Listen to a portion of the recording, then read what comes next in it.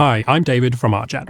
In the next few minutes, we'll set up Arcjet to protect your site from bad bots while still allowing friendly crawlers like Google Search. Bots are becoming a big problem, particularly from AI crawlers and other attackers who don't always follow the rules.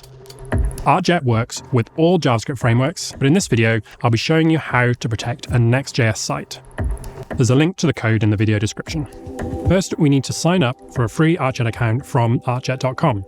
Once we're logged in, we can add the API key to our .env local file. I've already bootstrapped a simple Next.js app. Now we need to install the Arcjet Next and Arcjet Inspect packages and create an instance of the Arcjet client.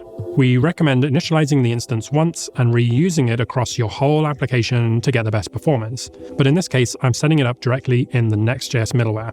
Middleware allows us to inspect every request to your site. When a request comes through, Arcjet will analyze it, check our real-time threat database, verify that the request is actually coming from an allowed bot, then return a decision.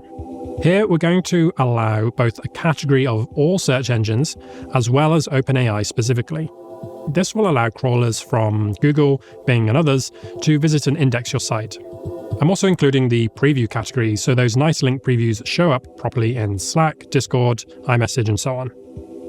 With our bot rule configured, we now need to call Arcjet for every page request. This means calling it as part of a middleware function. If a request comes from a bot, then it will be denied. Arcjet also verifies whether the bot is actually who it claims to be.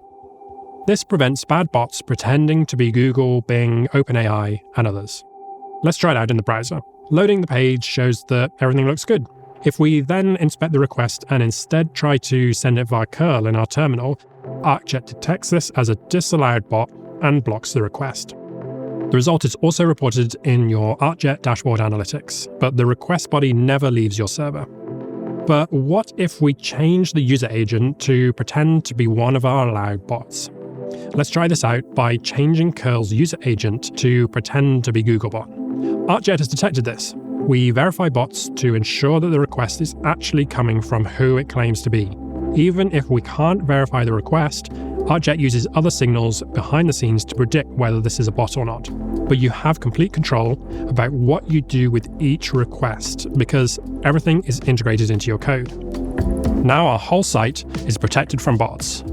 Our rules are defined in code, so you can easily document them with comments, track changes in source control, and even build more advanced rules by including dynamic variables.